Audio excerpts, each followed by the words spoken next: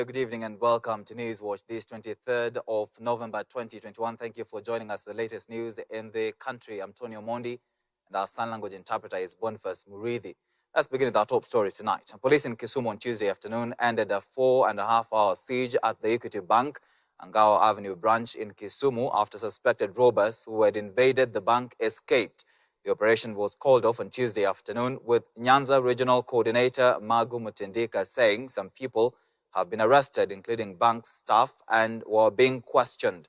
Police officers are still puzzled about tear gas canisters used by the thugs, which they claim were not consistent with any that are used by cops. Dickens Luvanda begins with this report. Efforts to smoke out suspected robbers who had taken charge of Equity Bank on Angawa Avenue branch in Kisumu town returned negative results after the robbers reportedly escaped. Police suspect that the armed robbers who engaged the officers in a shootout disguised as clients and left the premises minutes to 1 p.m., ending the close to a 5-hour siege. Mwendo wa saa 5:30 wale watu walikuwa hapa kwa bank,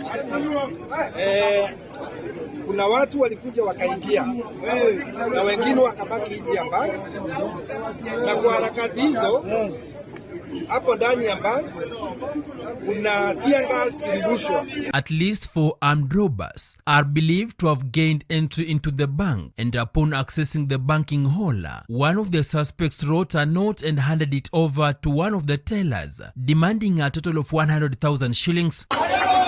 According to Nyanza Regional Commissioner Magu Mutindika, all the clients and Equity Bank staff members who were evacuated from the besieged building were taken to Kisumu Central Police Station for interrogation. Na wakati hiyo tear gas ilirushwa, ilileta msisimuko kwa wale customers wale walikuwa ndani. Nikapata habari, nikapigia Regional Police Commander, akakuja hapa na other officers kuja kuona what was happening. Then after some times kuna one of those suspects na tujui aliandika kanota akapea mama, akaambia mama niwekee 100,000 hapo na tukoane na usipofanya hivyo tutakachilizia. So that made the panic, na wakati alipanic alifanya watu wengine wakatoroka. Tukakubaliana na Regional Police Commander, wale watu wote walikuwa kwa mbali tuchukue wote tupeleka kwa police station ili tuweze kusearch tujue ni nani alihusika. So as we are talking, most of the people are at the police station. A fire-fighting vehicle was brought to the scene to help neutralize the effect of the tear gas that the suspected robbers were hurling while still holed up in the hole, a move that puzzles the officers. The police did not fire tear gas. It is the criminals who are firing tear gas to us. So we cannot fire tear gas. It is the criminals who are firing tear gas to us, and we have the sample. That tear gas is, we know, I don't know where it comes from, but it's somewhere. During the haste, police termed the operation as delicate at around 12:30 p.m., saying firing at the suspected robbers could risk the lives of clients locked up in the hole. At around 1 p.m., authorities gained access into the bank's ground and first floors, with several uniformed officers entering the premises through windows and other openings in the building using a ladder. Jina mimi naitwa Sunday. Mimi ni mkazi wa Kisumu, natoka Nyamasari. Na sasa mimi nataka kupongeza au mapolisi wenye wanafanya kazi. Wakifanya vizuri, tutajua kumbe wanafanya kazi vizuri. Lakini wakifanya vibaya, waache kushika watu wa mask. Few minutes to 3 p.m., police announced that they had ended the siege after ensuring that no suspect was in any of the rooms inside the bank, with the Nyanza Regional Commissioner affirming that immediate investigations into the failed bank robbery will be conducted in a fair and thorough manner, with assistance from witnesses' statements and CCTV recordings. Dickens Luvanda, Hope TV News Watch. Thank you, Dickens Luvanda, for that report. The National Transport and Safety Authority, NTSA, alongside the National Police Service and the government spokesperson, Sarah Saguna, have on Tuesday done an impromptu spot check at the busy Narok-Maimahio highway, which has had a history of fatal road accidents. This comes just 3 days after 4 people lost their lives on the same highway. Government spokesperson Sarah Saguna has urged motorists and passengers to take precautions towards their own safety. As Kennedy Kimani now reports, 4,023 Kenyans have lost their lives due to road accidents from January to November 2021 compared to 3,340 recorded deaths from January to December 2020. On Saturday, the 28th of November 2021 at 7 p.m., a fatal accident involving 4 vehicles occurred along the busy Narok-Maimayu highway, leaving 4 people dead on the spot and 3 others seriously injured. According to the National Transport and Safety Authority (NTSA), 53 lives have been lost on the same highway from January to November 2021, while 103 people have been injured. This is just one of the many accidents that have occurred this year in the country, with most of them being attributed to overspeeding. Kwa sababu tunapuuza, kwa sababu hatujali, kwa sababu hatuwajibiki, ajali zinaongezeka kila siku. Na kila siku tunapoteza nguvu kazi ya nchi. Nguvu kazi kwa sababu gani? Wale ambao wanasafiri sana ni wale ambao wako na uwezo wa kuzalisha uchumi. Hata ukiangalia magari haya, wale ni vijana ambao wako na nguvu ya kuzalisha uchumi. Mabasi vile vile, gari hizi ndogo vile vile. Wazee wako wengi wako nyumbani. Kwa hivyo wale ambao wanaangamia barabarani ni watu ambao wako na uwezo wa kusaidia hii nchi kupiga ngazi hatua nyingine ya kiuchumi. Kwa hivyo tunaumiza nchi pia. Kwa hivyo tunaomba wananchi ni kwamba tuzingatie maelekezo na maelezo ambazo tumepewa na taasisi ya traffic barabarani.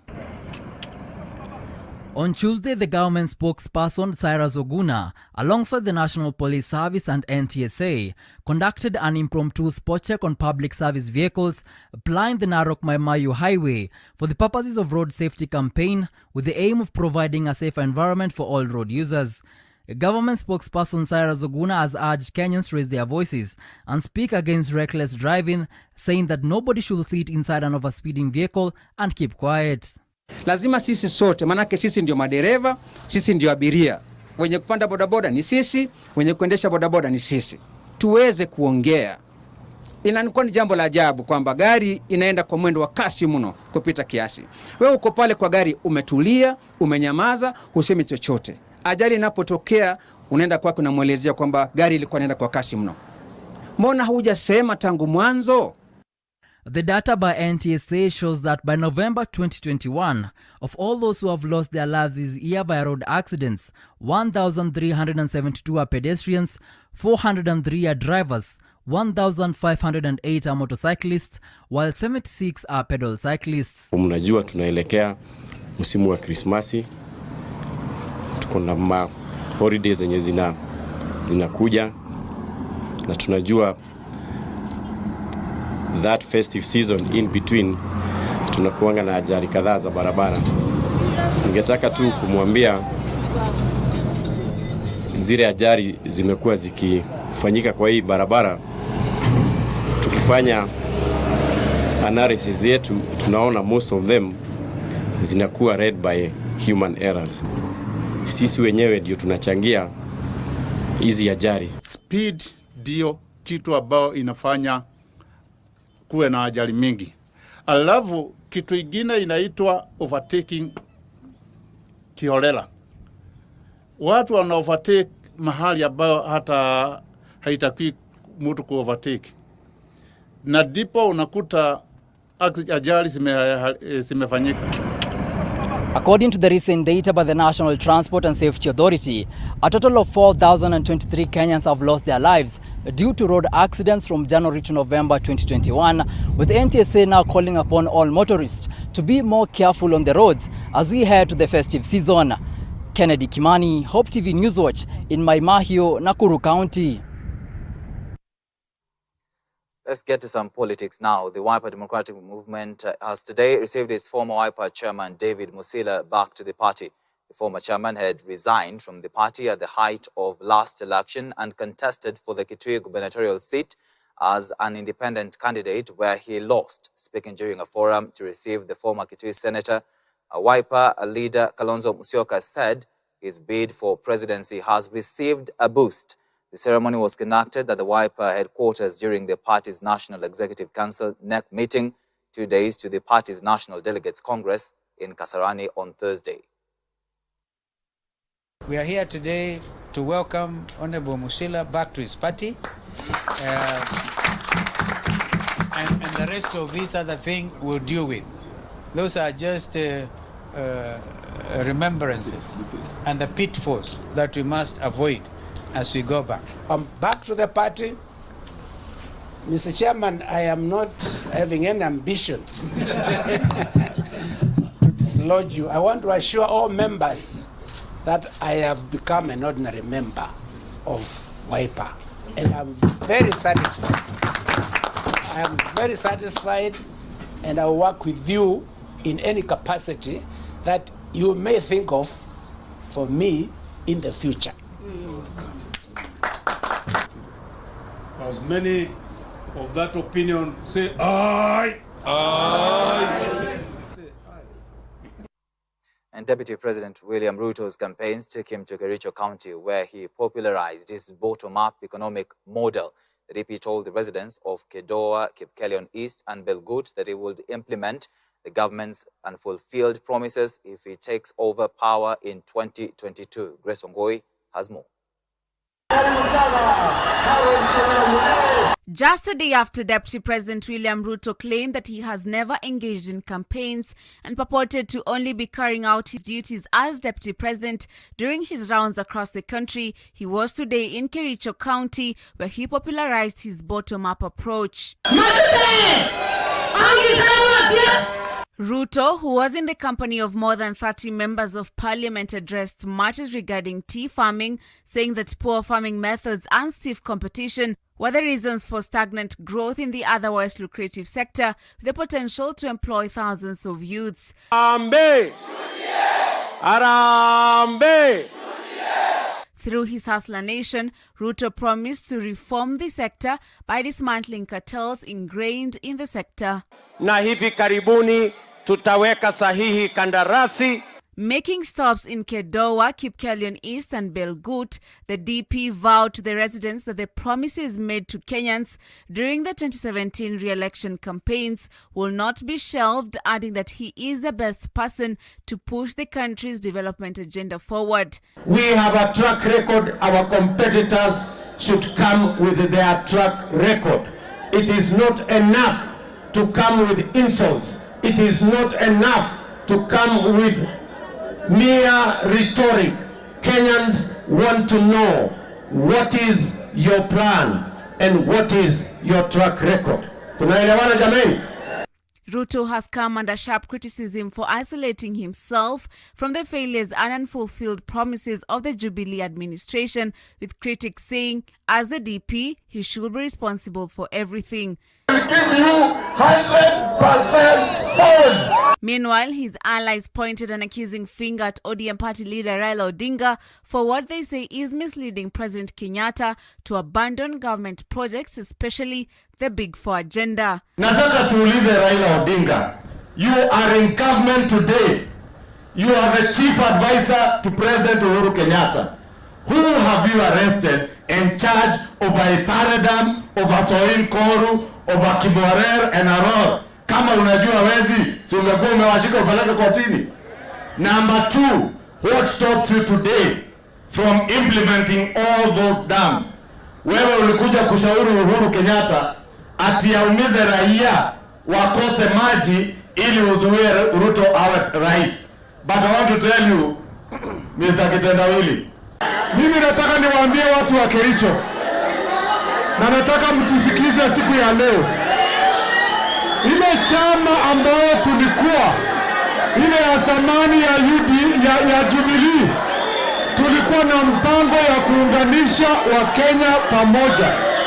Lakini wakati ule mtu wa kitendawili alipoingia ndani, alilete vitina, akalete fujo, akalete shida, mpaka mlione ya kwamba chama cha Jubilee ilivunjika. Arambe! Grace Sangoi for TV News Watch. The Martha Karua-led Mount Kenya Unity Forum and One Kenya Alliance, OKA leaders, have now hinted at a possibility of an alliance ahead of the 2022 general election. The two sides on Tuesday held a consultative meeting on teaming up for a single ticket in the presidential election in what analysts say may prove to be a game changer in next year's election. The other OCA leaders present included Amani National Congress, ANC party leader Musalia Mudavadi, Kalonzo Musyoka of Wiper, and Gideon Moi of KANU.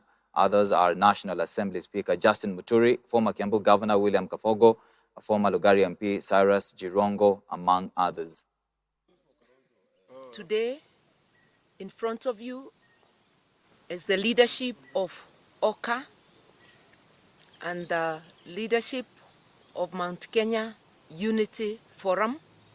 We came together to explore possibilities of working together. We belong to Kenya, and none of us can do it alone.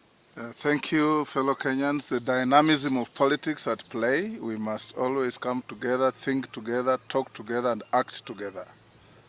OCA and Mount Kenya Unit Forum have started a journey of moving together, and we have had a very fruitful meeting this morning, and more meetings will follow.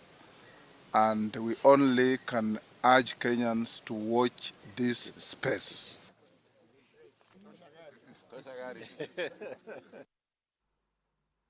All right, we now want to get to our interview tonight, and we have our special guest in the studio who is a political and governance analyst, and he's Alex Mwadhi. We want to talk about the current political scenarios and also just the current affairs in the country. Welcome to our studios tonight, Mr. Alex. Thank you very much, and it's great. It's really an honor to be here.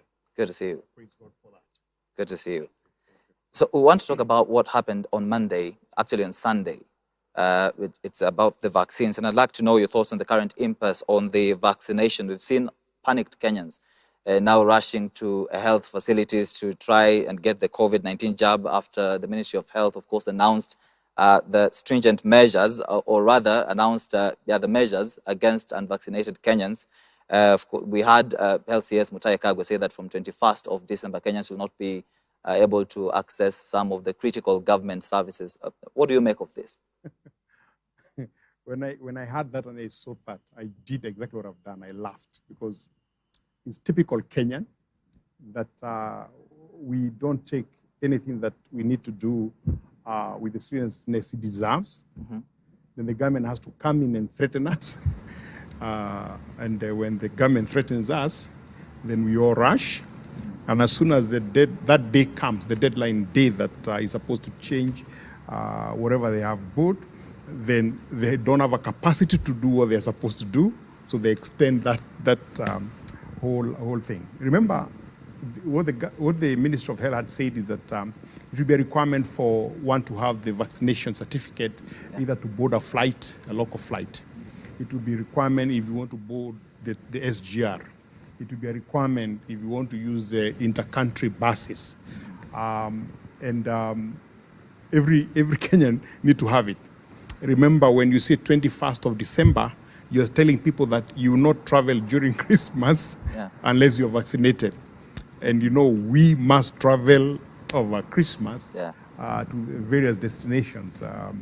In the past, we all flocked to the village where we come from, the Gishagi where we come from.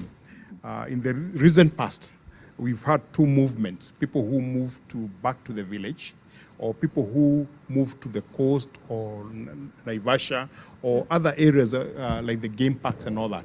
And those requires public transport to be able to do that. So what the government was telling people is that you can't be able to do those things unless you're vaccinated. Now, the target for vaccination is 27 million Kenyans.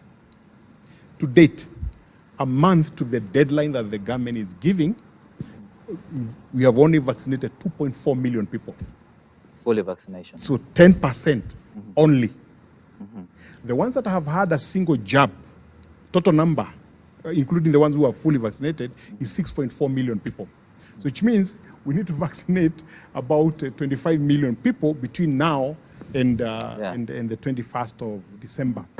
Huduma number came. We were supposed to get it done by a certain date, and if you didn't get a Huduma number, you didn't get the Huduma services in the government. That date came and went, and these also will come and go. But the critical thing is that it's an unfortunate thing that we as a people wait to be threatened to to even do the important things. Because there was a lot of rumors, and for those who do social networking and all that, there's so much rumor about the vaccination. And, including that people, funny ones like people will grow bigger and become giants, men will have struggles with their whatever. But almost 2, 3, 4 billion people in the world have been vaccinated. Yeah. We haven't had anybody mutate into a monkey or a cow or something. Yeah. So there's no reason for us to worry about that. Okay. There is a chance that the vaccination doesn't prevent you from getting COVID. There is a chance, because the medical people have said that. There is also a chance that those that are vaccinated, when they get COVID, it doesn't become as bad as those who are not vaccinated. There is a chance. Yeah. And as a people, we should take that chance and say, look, a vaccination is available that might prevent me from getting COVID. A vaccination is available that might cause, even if I get COVID, it not be as severe as if I was not. So that makes you run to go and do it. We don't want to take that. We want to be threatened, and then we start rushing into the queues and all that. And I think we need to change our ways. Is this some kind of coercion? Because some months ago, actually, the government said that no one will be forced to take the vaccine. Are they doing it indirectly? They're doing it indirectly. They're doing it indirectly. And for me, I see it from this angle, that I see a situation where come next year, and that's why I keep telling people, go get vaccinated, that come next year, you'll not be able to travel around the world without being vaccinated. Today, you can't travel even the local flights without having a PCR to show that you have been tested and you are negative. The British Airways now, and the British government, I think from the last 2 weeks now, they have declared that if you have a vaccination certificate, which is put online for everyone, is accessible all over the world when you get vaccinated. Okay. They have given that if you have a vaccination certificate, you'll walk into the UK, number one, without requiring the PCR, and number two, without requiring the mandatory quarantine. What are they saying? They are saying that going forward, they recognize that document as a proof that you're not a danger to their people. Okay. I can tell you, just like the sun rises in the morning and sets in the evening, I'm expecting that more countries take that position. To an extent, I see a situation where towards mid next year or towards the end of next year, it might be a requirement to have a vaccination certificate before you board an international flight. Just like it is important for people who come from these kind of areas, you can't go to some countries without a yellow fever certificate that we get from the city council, and it's expensive. And if you don't take your free one, sooner or later, it will cost you, and it will be damn expensive. Yeah. There are over 45 million Kenyans in the country, and vaccines received in the country are not even half that number, the vaccines we've received. Because I looked at the figures as at 21st of this month, the country had only received 10 million vaccines. Looking at the disparity of the numbers, do you feel like the Health Cabinet Secretary Mutahi Kagwe is under pressure to deliver the December 2021 deadline? That's why I'm laughing, because it's a joke. If you keep going to statistics, the joke will even be revealed. And that's why I'm appealing, and especially because I know this is a station that is watched and listened to by Christians, that let's go ahead and get this vaccination. I don't think there's anywhere in the Bible that prevents us from getting vaccinations. Let's go ahead and get these vaccinations. Now, it is true, and that's why I laughed, because I even know that we don't have enough vaccines to cover the 27 million people that we have that are targeted to be vaccinated. But there are those of us who require to travel, those who require to go out of the country, those who require to go from one end to another end. And I think it's critical for us. The reason why we wear masks is not so much that we protect ourselves. It's so much more that we protect others. And the reason why you find that even when you go to town and you eat in joints or you're walking in the streets in Nairobi, you see a lot of people without their masks. It's because people keep thinking that you're wearing a mask to protect yourself. So you're saying, so what if I get it? but it's a bigger responsibility for each one of us to protect the next person next to you. Yeah. But when you have this social distance of 1.5 meters, you make sure that it's 1.5 meters, because seated where I'm seated, and even if I spit and the viruses come, they cannot reach you. So in the same way, let's vaccinate so that we can protect those that we love, those that are near us. Comparing the previous vaccinations that we've had in the country, that is for polio and measles and the rest, is this COVID-19 vaccine being administered differently from the previous vaccinations in the country? And what is the comparison between the previous vaccination to this one, in your thoughts? In my thoughts, the one I can compare very easily is polio. Somehow, maybe because of the mechanism of administering it, maybe also because of the number of available vaccines, the others have been more effective than this one. Because if you remember polio, they will do it on a Sunday in every church. They will do in every school. They will do in every market. To an extent that the Ministry of Health would have nurses and the other technical people doing it much more often. If you remember the last lot that they did a year, I think is even within this year, they go home by home, you know, in the settlement areas, go door to door doing it. While in this case, every now and then you go to like, for example, when I was taking mine, filled up the appointment form for Aga Khan Hospital. They confirm on the net that the vaccine was there. I walk in and they tell me there is no vaccine. We don't have Johnson, we don't have AstraZeneca, we don't have whatever. I went sometimes later to the UN, you know, the place where they were administering. And they told me, you're only 6 of you, and we need a minimum of 12 for me to crack open the vaccines. So which means that it is done slightly different, with less efficiency, as it were. And I wish that it could be done with more efficiency. But remember what I've said. Like polio vaccine, they break and they pour whatever liquid to the child. In this one is a needle, which means that you need a trained technician to be able to do it. But I wish it could be done more openly, so that more often when the vaccines are available, so that it can reach more people. In terms of being coerced to take the vaccine, is there any difference between polio, looking at polio and the other vaccines, and the COVID-19 vaccine? Yeah, it's different. Because polio, there's a lot of education, a lot of social media education on the need and on news and whatever, to be able to sensitize people the importance of taking the children having polio and showing how the effectiveness of polio vaccines and how it has finished the polio in the world. Yet in this one, there isn't much of that.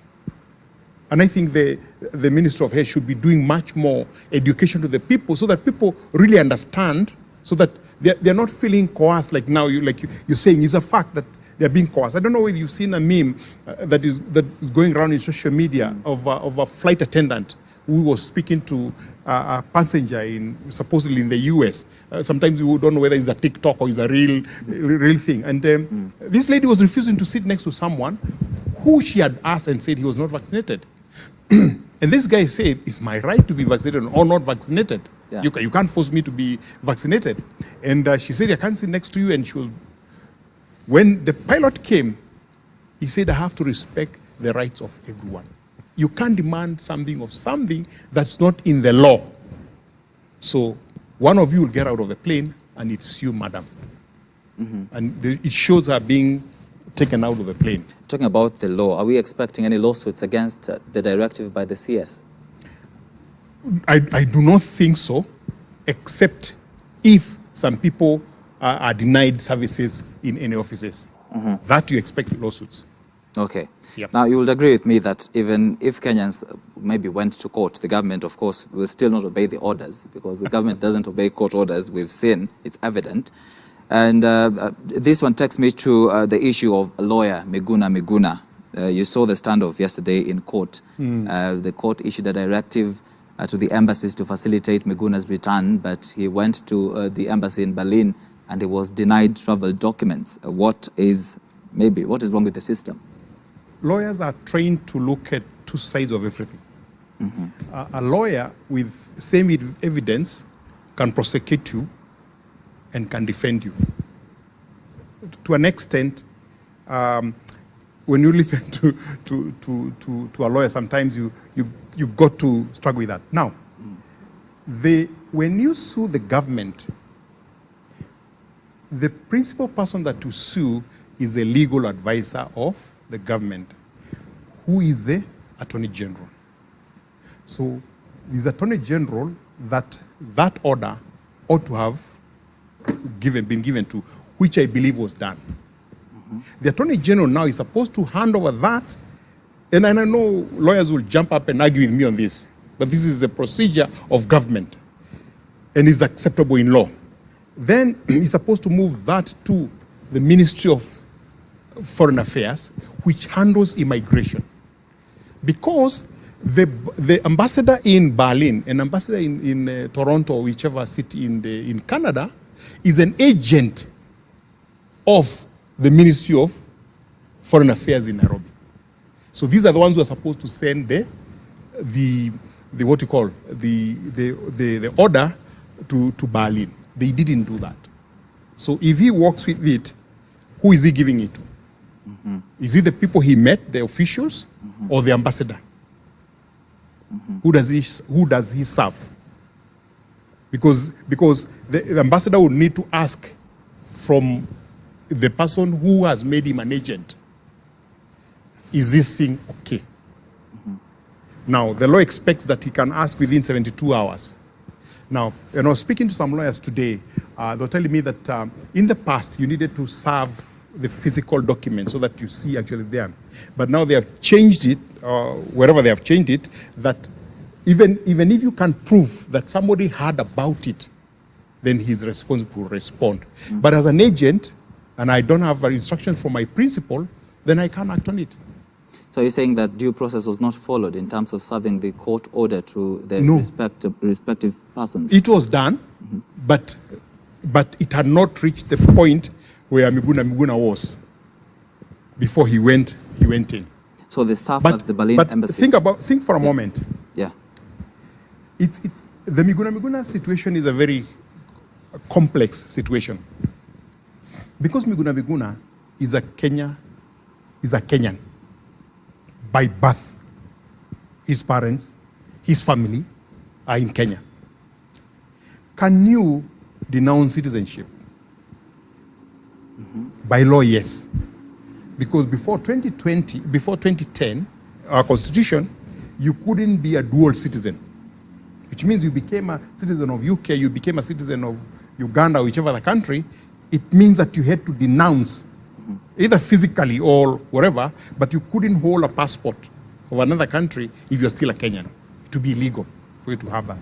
But 2010 brought in the dual citizenship. So everybody who was a citizen of another country did a very simple thing, applied and was given with a passport. Because having been born in Kenya, nobody has any right whatsoever to deny you that opportunity to be able to get your document. Now the story that we hear is that he actually got his Kenyan passport even before the 2010 constitution was done, which made it an illegal document. And in my opinion, he just needs to be able to just apply. When my passport expired last year, I just walked to Nyayo House, sat at home, did the paperwork to apply for it, sent them to them, took the physical papers, fingerprints and all that, and I was issued another passport in 3 days. It's taken him 4 years to get a passport because he hasn't applied for it. So it's about I think he needs to swallow his pride and just apply for the passport, like every other Kenyan does. Even the Kenyans who are here, you have a passport? When it expires, you will need to apply. That's true. It's a requirement of law. That's true. So why are we taking it around as if it's a big issue? If in 2000, the last time he was here was 2018. If 2018, and if you remember at the airport when they were doing these shenanigans of sending him out, which again I feel sad about, he was given the forms to fill. He refused. It's a very simple thing. If you swallow your pride, get it done. Okay. Well, but of course, it gives you political mileage. Yeah. Yes. But of course, Miguna knows some loopholes of the law and things he can't do. There's a reason why he doesn't want to apply for a passport. It's just for political mileage, political gain. Mm-hmm. And I know there are people who are going to throw stones at me. If you're a Kenyan and your passport expires, forget about even applying for a new passport. I'm holding a passport. It has expired on 20th of November, 2021. What do you do? Do you go and demand to travel anywhere you want with that passport? You don't. To renew. You apply and renew. Yeah. How long does it take you? 3 days. And if you have to travel immediately, like for example, if you work outside like him, he can get in the same day. You can apply in the morning and by tomorrow morning you get it. Very simple process. The issue here may not even be the passport. The question I would ask right now is that, is Miguna a threat to the peace of the country or democracy? I don't think because we know how he left the country.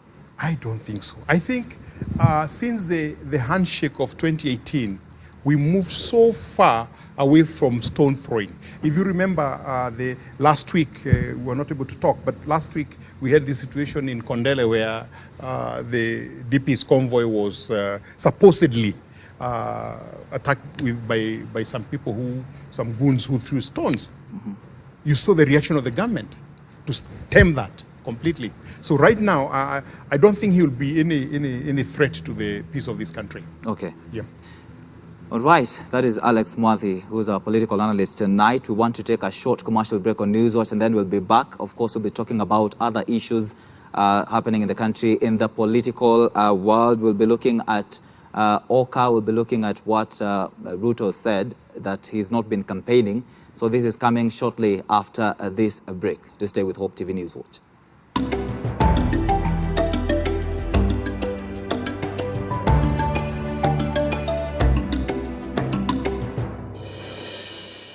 Tomorrow night on Spotlight. How do we make this part of prayer answered and visible in Kenya? Number one, it must not be a religious prayer. It must be a passionate prayer that comes from a heart that yearns to see the kingdom of God here on earth. Number two, we need to understand what is the kingdom of God. So we need to campaign for the kingdom of God. We need to become kingdom politicians, to begin to campaign from city to city, from county to county, to begin to ask people to subscribe to our party, which is the kingdom of God.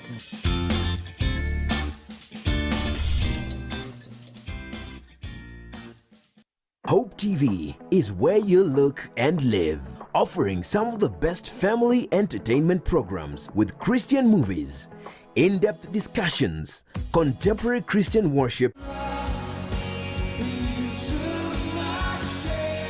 and testimony programs. Hope TV provides the life-transforming message of Jesus Christ. We deliver inspirational, informational, and motivational programming with special guests and unmatched teaching. When it comes to watching television, tune in to Hope TV, where you look and live.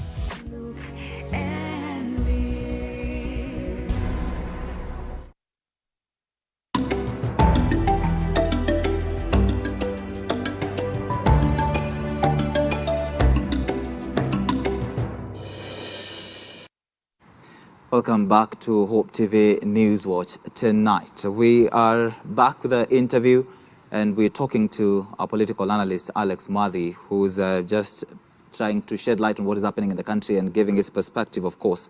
We want to talk about some politics now. We've seen this week, began on a high note. The Deputy President, William Ruto, said he's not been campaigning, and that's what he's been doing. I mean, he said he's been inspecting government projects, but looking on the other hand and looking at the campaigns, he's been popularizing his bottom-up economic approach. So what do you make of that statement from the Deputy President? First of all, the background of that statement was in answer to the IEBC statement, saying that the politicians have started their campaigns too early without the IBC giving the timeline for that campaign, because by law, IBC is supposed to give time. It's a very unfortunate situation in this country that over the years we've learned to circumvent the law so that we can explain almost anything that we do. I'm sure you've seen vehicles branded, Senator for Kiambu, Senator for Muranga. The Irongo Nyakera has posters in the entire Muranga County. We have Mwangi area now has posters almost this country showing he's vying for the presidency and all that, which are things that are supposed to be done around the time when the campaign is starting. But this is something that you have done in the past. And what we've done is before the campaign is announced, we do what we call the Meet the People tours, so that you keep going to every county and you're meeting people. If you're an MCA, you start now having church functions and going to meet the people in the area where you are going to be vying. And that's all to circumvent the law. You're campaigning and then you're pretending that you're not really campaigning. But it's a case of, if everybody does it, if I don't do it, then when will I do? By the time I start doing my bit, then it'll be too late. Now, and that's why then it becomes explained in that way. It's a Meet the People tour. I'm going to open ODM offices. I'm going to open this and that. I'm going to open the TSP office in Kiganjo.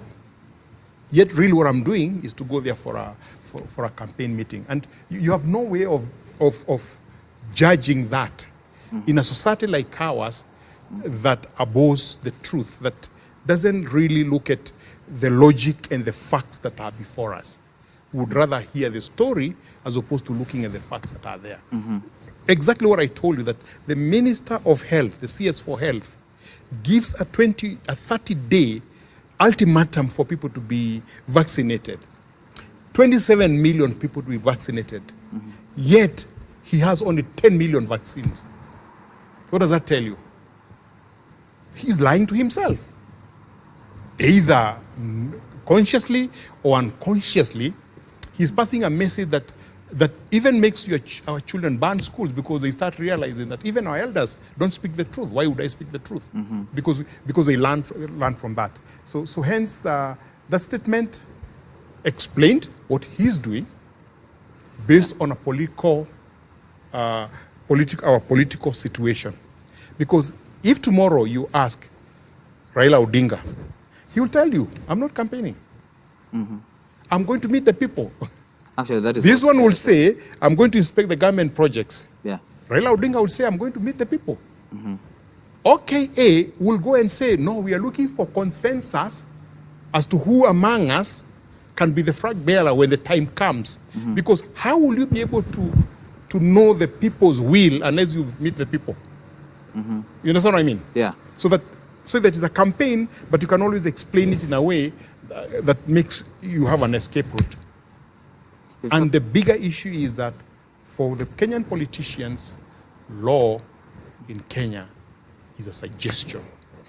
But why did Deputy President say such a statement? And today Raila Odinga issued a statement, and I saw it on Facebook on his ODM page, and he also said that he is not campaigning he's actually not campaigning. What he's doing, what he says the Azimio la Umoja is, he calls them conventions. Exactly. Conventions. He says he's not campaigning. But looking at DP Ruto's statement, is it because he's afraid that the law will actually catch up with him? That's why he released the statement? No. It's because he read the IEBC statement to really target him. Because he's doing more. Remember, in the month of October, he did about 135 meetings. Yeah. 135 meetings in 20 counties. So hence, if is anybody who will be accused of early campaigns, he will be number one. The number two will be Raila Odinga, and number three will be Oka Friends. And that's why, of course, now Raila has come quickly to be able to also do his explanation. And like I told you, it's the same explanation, that I'm going for Azimio and their conference, their conventions on the streets of Meru. Yeah. In the middle of Kwale, in a village in Kwale. Yeah. We must be fools, right? This is what Raila said. He told the IEBC chairman, Wafula Chebukati, to stop beating around the bush and mention names of politicians engaging in early campaigns. Who are these politicians? Exactly. Exactly. It's never me, it's the other person. And for me, I can explain what I'm doing, but you are campaigning. Yeah. But all of them are campaigning. Kimani Wamatangi, I can see vehicles branded. Kanini Kega, I've seen pro boxes with his colors, and Kanini Kega that are doing a lot of work in Kieni, doing campaigns for him. And in town, you'll invariably see a lot of vehicles with rivalry that shows MP 2022 and all that. That's all campaigning in the definition of the word. But as long as we can explain it and satisfy our egos, we can actually ignore the law. So who is supposed to be responsible? Who is supposed to be streamlining these campaigns? Who is supposed to be talking and saying that this is against the law and this person is supposed to be prosecuted? There are two things that must happen. We must be so moral that our desire to do wrong is overridden by our desire to do right. So that the law follows the few of us who break the law. Our situation is inverted. Our desire to do right is overridden by our desire to do wrong, so that majority of us do wrong, so the law cannot arrest all of us. You understand what I mean? To an extent that if all of us are doing it, then who should be arrested? You should arrest everybody, right? Arrest everyone, yeah. So that the people who has a responsibility to arrest them don't know what to do. I want you to give another case in point, just to illustrate this. That last week, a court jailed the DCI Kinoti for 4 months. And a day after, the head of the prisons was arrested by the DCI Kinoti and put in his custody. He's supposed to have jailed him, but Kinoti was arresting him. That's how convoluted we are as a people. Okay, now let's talk about party defections as we get this discussion to an end. Yesterday we saw UDA receiving LSK President Nelson Harvey, and today received Laikipia Woman Rep Kate Waruguru. Is this the right move for Harvey, owing to the fact that he wants to become Westlands MP? If you remember, we have a governor in Embu, and the governor in Embu went round, and she kept saying, I'm hearing the ground. I'm hearing what the ground is saying. And there's nothing like self-interest in a political sphere, that every politician wants to be elected, and who would elect you is the people on the ground. And if the people on the ground are seeing a certain direction, if you go, it's been shown that if you go in a different direction, you'll be lost, you'll be left out. And that's what these people are looking at. They're looking at the ground, and in their estimation, in their perception, they are seeing that the ground supports a certain party, so that they want to align themselves with that party, so that it can be able to be elected in the next election. As you talk about ground, just help us to understand more. How are the numbers going to be divided, to just help us understand Nairobi County? Does party matter in parliamentary election or parliamentary seats in Nairobi? How is it divided? For example, Westlands. As usual, the parties and the numbers they draw matter a lot. If you remember, in the past, ODM has been a very strong, has been extremely strong in Nairobi, in that they drew more numbers from Nairobi. But what has happened with the handshake and the delayed start of moving around by the ODM and the silence that they have had since the handshake, it seems they have lost some ground in terms of people that really support them. And on the ground, there are more people now, supposedly. It's a perception. We need to see the numbers during the election. Is that UDA seems to have more people on the ground desiring. But don't worry about this. Don't worry about this. The icing on the cake will be around February, March next year. Okay. Because if I defect to UDA today, I can defect back to ANC tomorrow. But there will come a time in February where people cannot be able to fall back left and right. Okay. The ground will have stood its ground, and now you cannot be able to move it. Okay. Yeah. OCA is now looking for more ground in Kenya, and we've seen a meeting between OCA and the Mount Kenya Unity Forum that's led by Martha Karua. Is this a significant move for OCA? In the political sphere, there is a thinking that as things stand now, and as we approach 2022, August 2022, there are two horses. There's Ruto UDA and JUDOM, Jubilee ODM Alliance, with Mr. Raila Odinga. And those are so strong that anybody else, in the proverbial statement, is a donkey following them. And there are a lot of people now who are looking for a third force, for an alternative to these two. And I think what Martha Karua, JB Muturi, and the rest of the people who are meeting the OCA team are looking at the possibility of having a third alternative, so that at least you have three people fighting for the seat in August 2022, and if you don't get anyone on getting 50 plus 1, there will be a rerun between the first and the second one, and then a certain coalitions can be formed quickly to be able to support one or two of the candidates. Okay. So it's a desire to have a third force. Okay. Which of course, from a political sense of view, from a democratic point of view, is a good thought, and one should actually wish them well. If they have a better, they have a presentation to the Republic of Kenya that becomes better than the two, one of them can be elected. Okay. Jubilee has not yet formed a coalition with ODM, and the persons, looking at today's meeting, the persons present at the meeting included the OCA principals and the Speaker of the National Assembly, Justin Muturi, who equally wants to become president. So how is this going to play out? Will OCA finally settle on a presidential candidate that's not Raila Odinga, or a candidate that's not among the principals? Remember, Raila Odinga is not a member of OCA. Yeah. You remember there were a lot of meetings to try to bring the OCA principals and Raila Odinga in State House Nairobi, in State House Mombasa, in Naivasha, in wherever.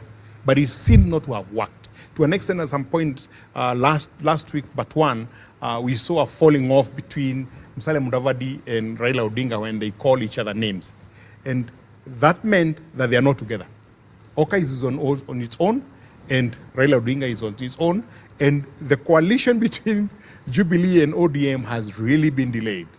And in politics, that's a good thing, because they want to see the effect of that coalition. Yeah. It will take its own time.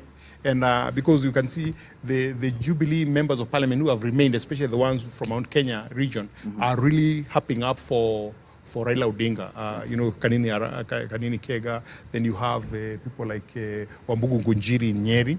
They're really, Sabina Chege in Muranga, they're really supporting and calling for support for Raila Odinga, which means that at some point, because they can't be speaking on their own.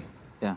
Who pays a piper calls a tune, and somebody is paying that piper, so he's calling that tune. Yeah. At the right moment, that will be done. Now, the last question, can we anticipate a Musalia Mudavadi, Martha Karua endorsement or presidency? Anything is possible in this country. Remember, Musalia Mudavadi has said he must be on the ballot. Yeah. Kalonzo Musyoka have said he must on the ballot. And in the past, when that has happened, each one of them have gone their own ways, and both of them have lost. And I know they have learned their lesson, that if you don't work together, you're both defeated. So I see it's a possibility. It's a possibility that could happen. Great. Yeah. Thank you so much for your time, Alex Mwadhi. Okay, fine. Thank you. That has been Alex Mwadhi, our political analyst for tonight. Thank you so much for keeping us company this far. We want to continue with our broadcast, and moving on to students of Sigalagala National Polytechnic died on the spot, while one sustained serious injuries after a speeding car hit them along the Kakamega-Kisumu highway on Monday evening. The students were reportedly walking along the road as they were going home from school when the accident happened. According to eyewitnesses, the accident occurred when the driver of a personal car lost control while overtaking, knocking down the students. The police have been blamed for failure to ensure drivers adhere to speed limits along the highway.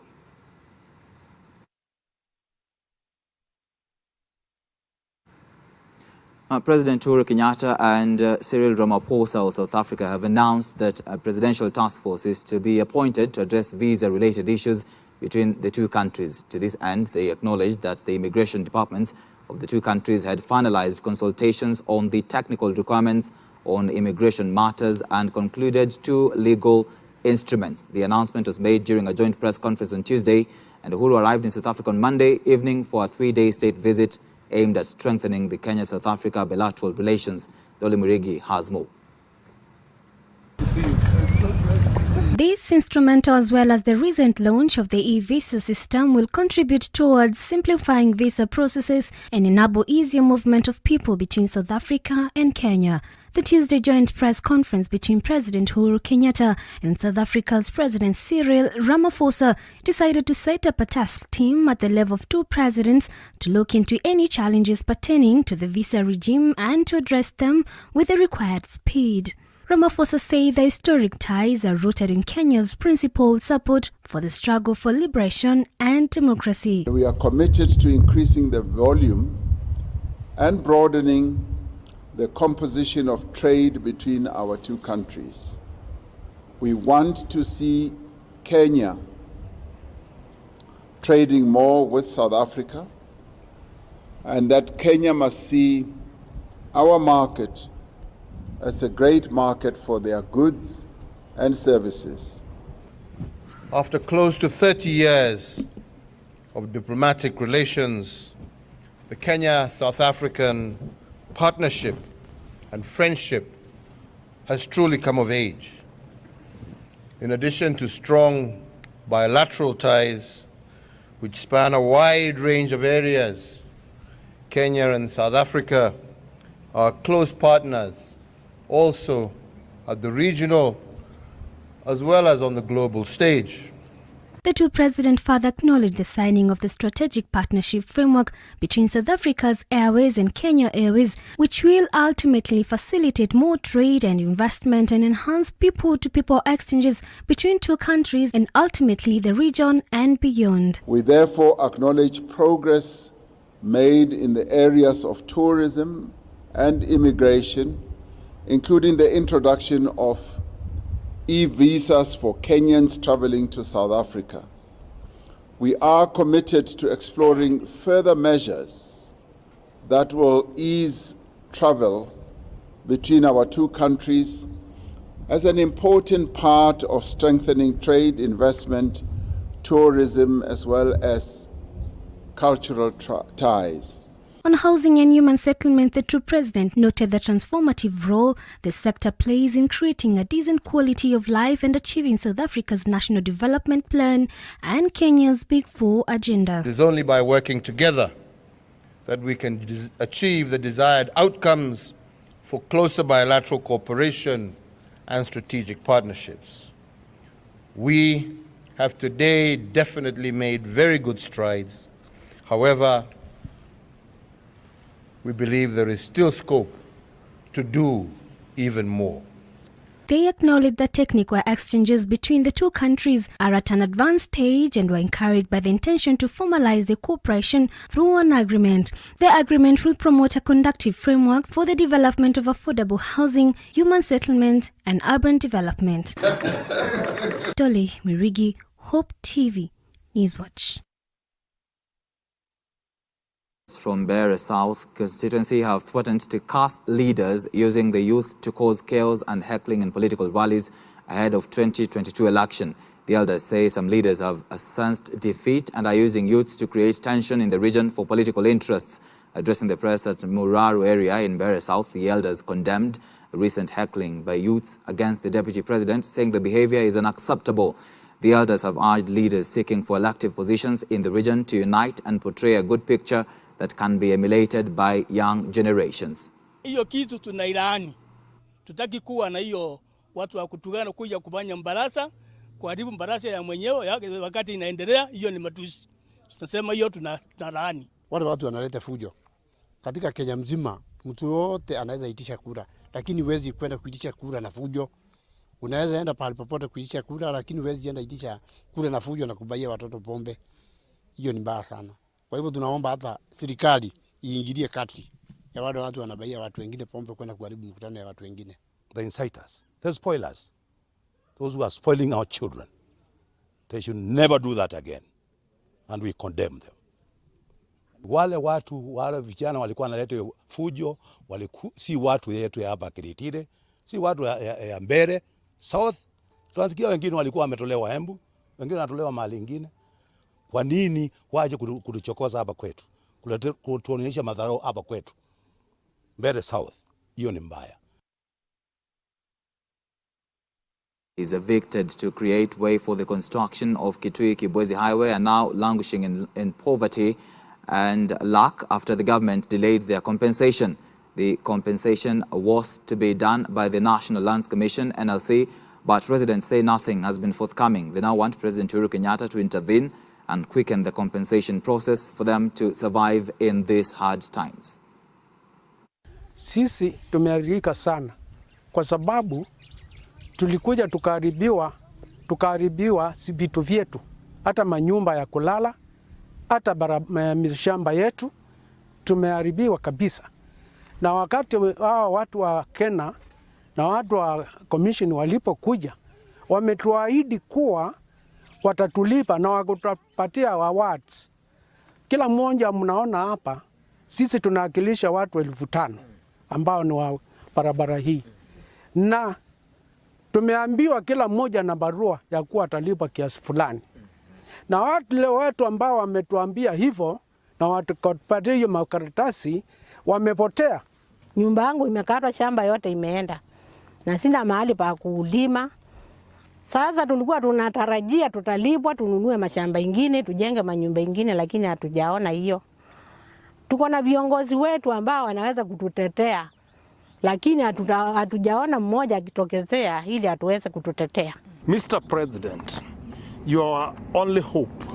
We humbly beseech you to use your immense authority to direct stock order the CS for Treasury to release our money for compensation immediately and order the CS for the roads to oversee the compensation to be done without prejudice.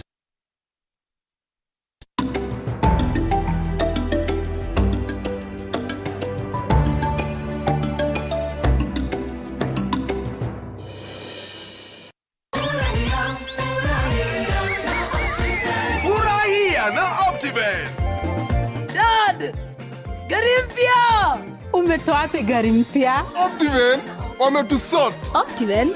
Nunua any of our value-added properties ama redeem installment ya property yako. Kwa kila malipo ya 10,000 unapata 1 entry point kwenye draw ya Furahia na Optiven promotion. Airtime kushindaniwa kila siku, holiday kila wiki, shinda ploti na gari kila mwezi, na grand prize ya Mercedes-Benz C180. Ni rahisi, buy ama redeem na ushinde na Furahia na Optiven.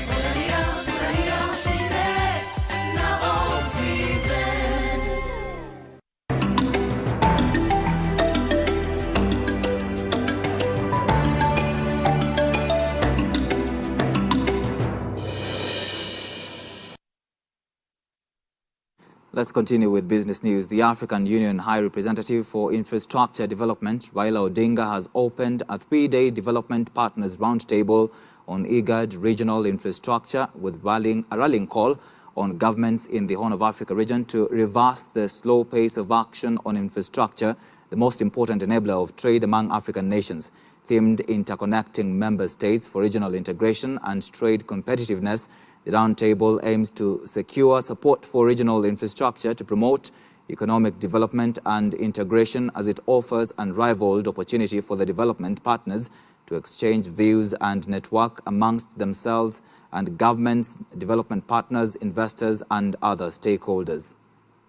Themed Interconnecting Member States for Regional Integration and Trade Competitiveness, the roundtable, which officially kicked off today, aims to secure support for regional infrastructure to promote economic development and integration as it offers unrivaled opportunity for the development partners to exchange views and network amongst governments, development partners, investors and other stakeholders. The key objective of the discussion is to support the implementation of the IGAD Regional Infrastructure Master Plan, which was completed in December 2020 with financial assistance from the African Development Bank AFDB. Addressing the IGAD Regional Infrastructure Master Plan Partners Roundtable in Nairobi on Tuesday, the African Union High Representative for Infrastructure Development Raila Odinga noted that the 8 IGAD countries together have an ocean shoreline with significant potential for a blue-line economy, underexploited minerals, tremendous potential in oil, gas and power generation. Delivery of infrastructure on a regional scale remains a sure bet to spur trade and manufacturing that creates jobs. Let us think on regional and continental scale. We have 16 landlocked countries on the continent. Only regional integration will link them to the external world and open them up for trade and investment. Africa is not the only continent with landlocked countries. I've lived in Europe. You've got countries like the Czech Republic, Switzerland, Hungary, and so all those countries in Central Europe are all landlocked. But they don't feel it. They don't feel it because their goods can find their way to the ports with a lot of ease. So we must actually cut this bureaucratic red tape and senseless spirit of nationalism. These natural resources, he said, need to be exploited for the benefit of present and future generations. His sentiments were echoed by IGAD Executive Secretary Wokne Gebeyehu, who said Africa is constrained by low stock of infrastructure and inadequate infrastructure shaves off at least 2% of Africa's annual economic growth. The lack of infrastructure is the second most serious barrier to trade and our economic development. Indeed, in recent times, our region has been in a state of turmoil which poses significant repercussions for our overall integration agenda and regional infrastructure development in particular. The uncertainty fostered by the ongoing conflict in Ethiopia, the state of governance transition in Sudan, as well as the recent terrorist attack in Uganda, constitute a risk of eroding investor confidence in development programming and threaten to stall or even roll back infrastructural investment and all other our activities in economic and social field. Wokne, however, noted that establishment of adequate infrastructure would lead to productivity gains by African farms of up to 40%. Make a short presentation. Reporting for Hope TV Newswatch, I'm Alice Diana.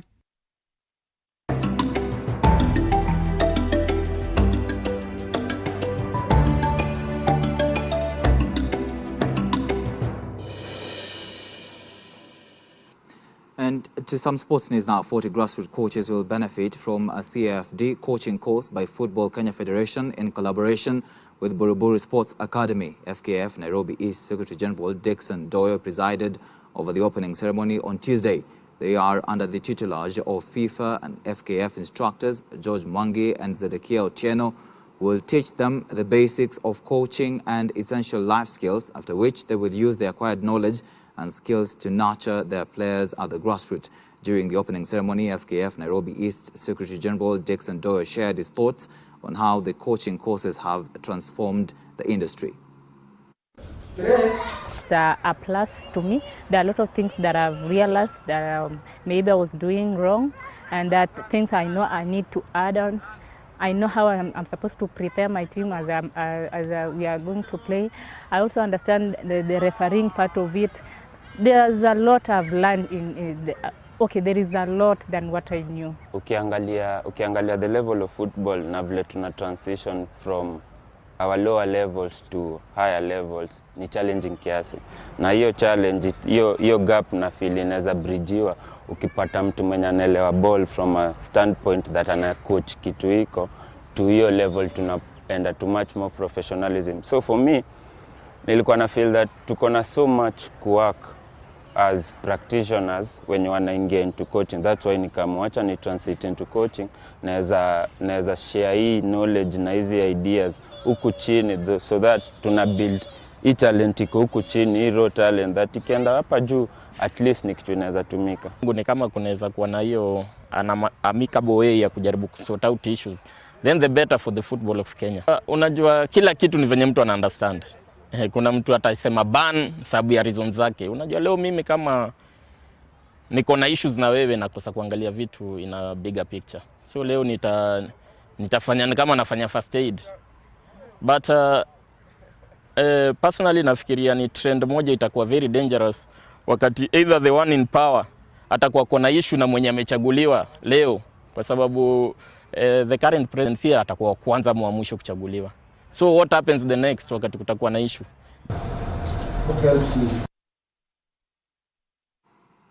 Thank you so much for watching Hope TV News Watch. We've come to the end. I'll see you again tomorrow, same time.